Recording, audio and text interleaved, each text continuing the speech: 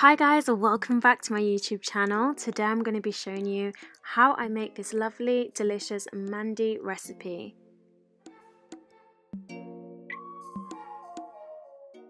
The ingredients on the left hand side are for boiling the meat. First you want to add a few tablespoons of olive oil. Then you'll add 4 to 5 fresh cloves, 3 bay leaves,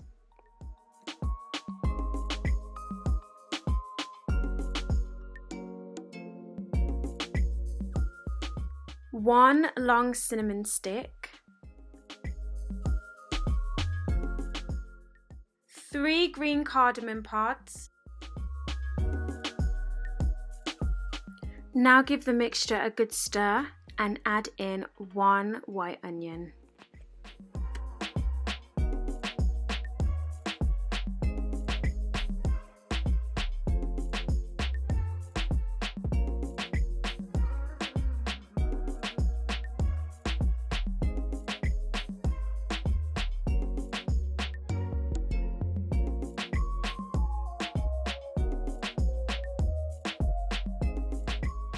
After 3 to 4 minutes, your onion will become soft, and then you can add your ginger garlic paste. It's best to use fresh ginger garlic paste.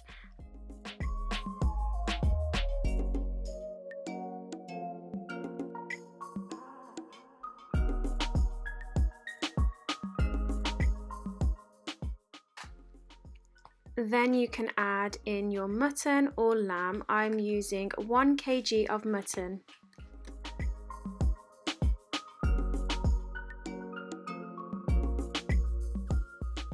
Allow your meat to brown for a few minutes on each side.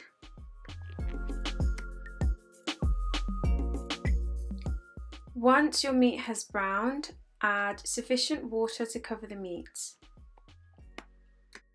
Cover the mutton and cook the mixture for about 2 hours. Then in a separate pot, you want to add a few tablespoons of oil, some sliced onion, followed by ginger garlic paste.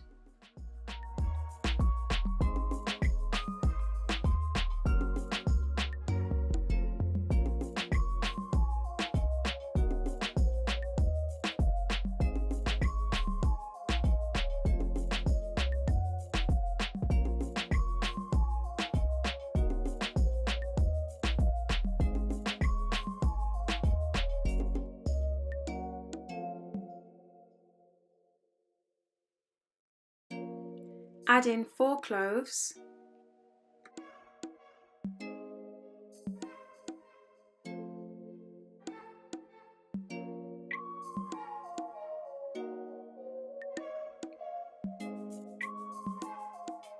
3 bay leaves,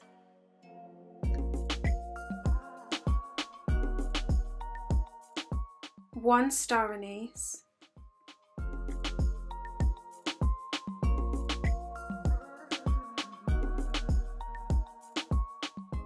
2 cardamom pods,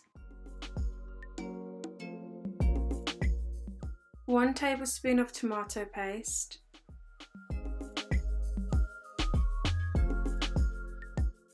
mix well until the tomato paste is fully incorporated, 1 dried lime, 2 teaspoons of salt. You need enough salt so that the rice has sufficient flavour. Then you want to add meat broth, or you can add some stock.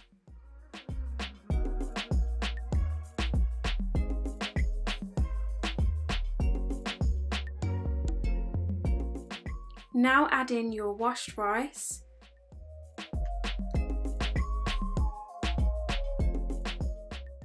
Ensure that the water is 2 inches above the rice, so if you need to add more water then you can do.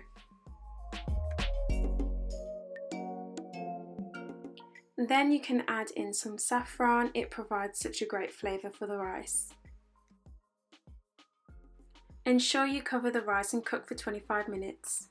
Preheat your oven to 220 degrees Celsius and drain all of the stock from your meat.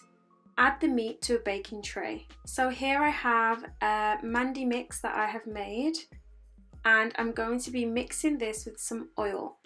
Using a pastry brush, brush over the mix.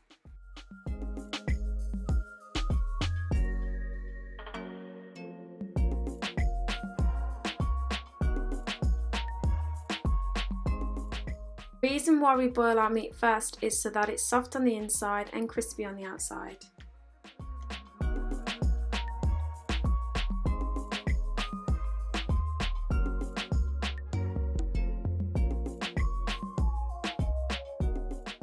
After you've brushed your meat, you can add a generous amount of salt,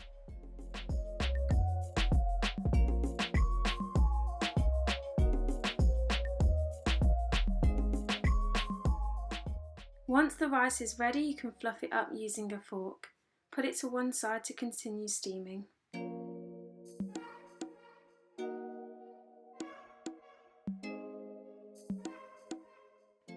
After 15 minutes, you'll have something that looks like this. Now you can add your meat on top of your rice. Remember to keep the juices as this adds more flavour.